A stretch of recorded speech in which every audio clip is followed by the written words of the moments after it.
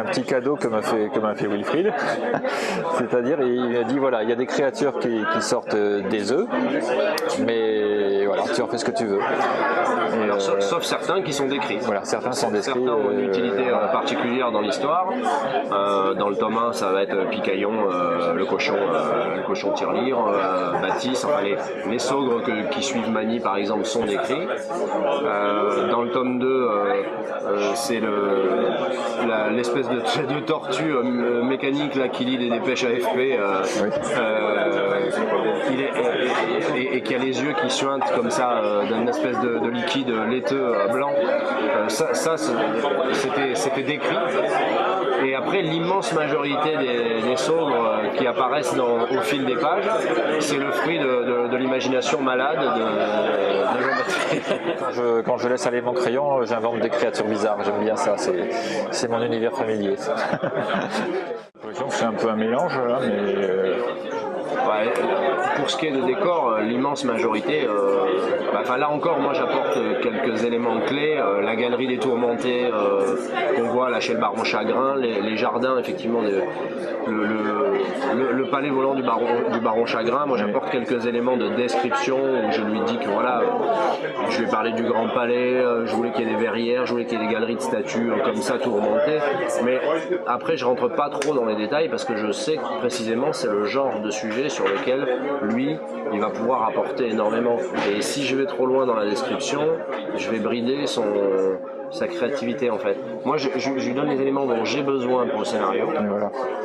Il va falloir qu'on voit le jardin, la galerie des tourmentés, la salle de concert du baron, etc. La régie sonore là, de son espèce de petite fouine là, je lui donne tous ces éléments là et après c'est lui qui les met en place quoi. Voilà.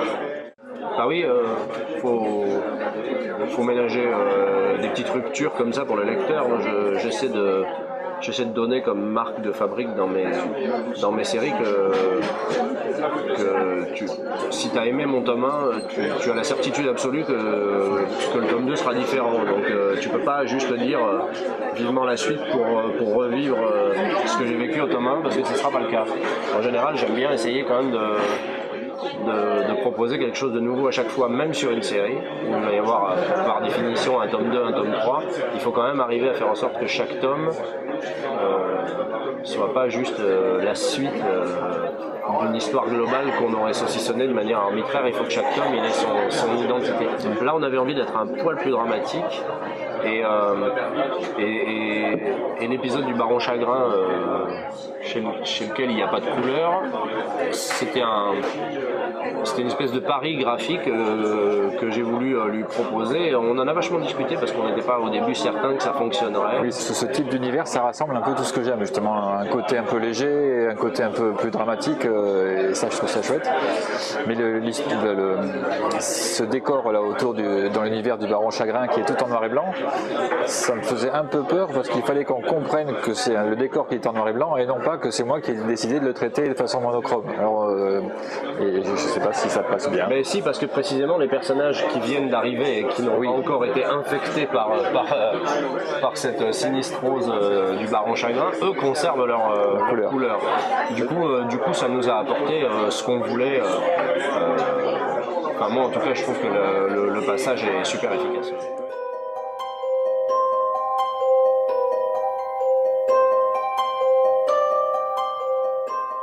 Ah oui, habituez-vous à ça, parce que c'est une série dans laquelle vous n'aurez jamais toutes les réponses. Dans nos points de départ sur cette série, il y avait la volonté de donner un univers au lecteur dans lequel il devra faire une part du chemin d'interprétation. C'est-à-dire que c'est pas une histoire dans laquelle nous on va systématiquement tout expliciter et finalement venir tuer le mystère et le merveilleux qu'on a mis du temps comme ça à installer. On avait envie que ça reste un voyage soumis à l'interprétation de chaque lecteur.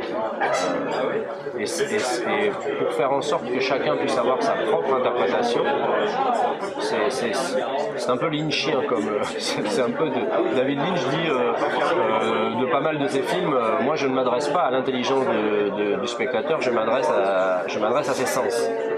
Et c'est en partie vrai dans Azimut aussi, toute proportion gardée, on ne se compare pas à David Lynch, mais il y a cette démarche de ne pas tout expliquer, de laisser flotter et surtout de faire du lecteur un acteur.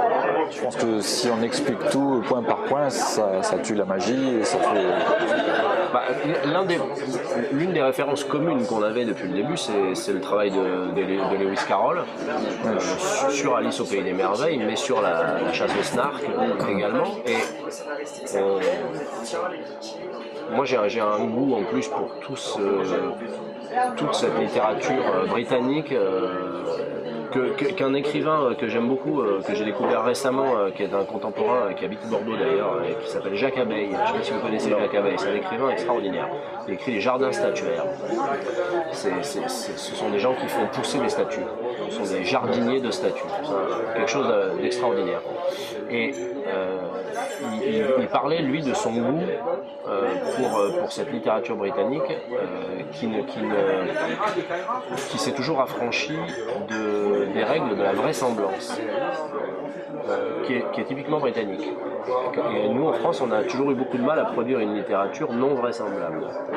Et les Britanniques n'avaient pas de problème avec ça. Ça a produit Peter Pan, Jonathan Swift et les Voyages de Gulliver, Lewis Carroll, tout cet univers-là, ça fait partie de nos références communes, l'invraisemblance.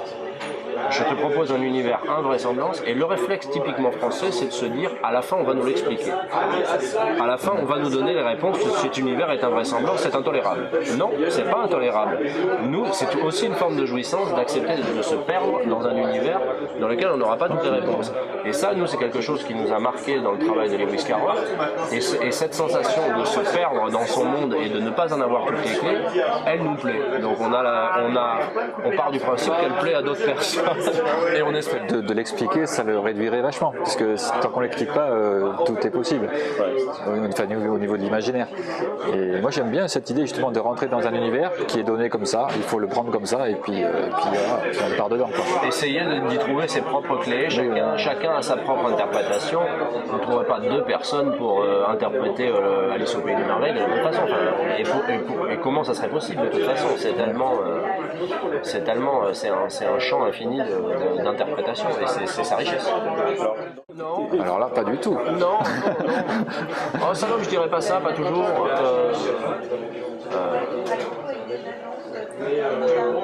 Mani est un personnage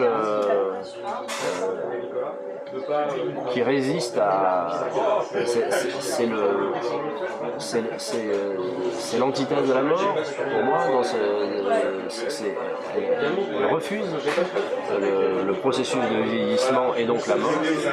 Et c'est le personnage de l'insolente jeunesse qui aspire à l'éternité et que tout le monde veut s'approprier. Pour moi, c'est pas une salope. Elle est dans un univers de prédation. Tous les monarques, tout le monde veut lui mettre la main dessus, mais pour la consommer, pour consommer cette jeunesse. Et elle, dans un univers pas facile, elle utilise ses atouts pour rester libre et pour atteindre ses objectifs. Ça en fait pas forcément une salope pour moi. C'est un peu une quête désespérée aussi. Oui, il y a quelque chose de pathétique aussi et de moderne aussi dans cette quête de l'éternelle jeunesse. On voit tous les jours des pubs à la télé pour des crèmes invraisemblables et là. Polo. Je sais pas moi.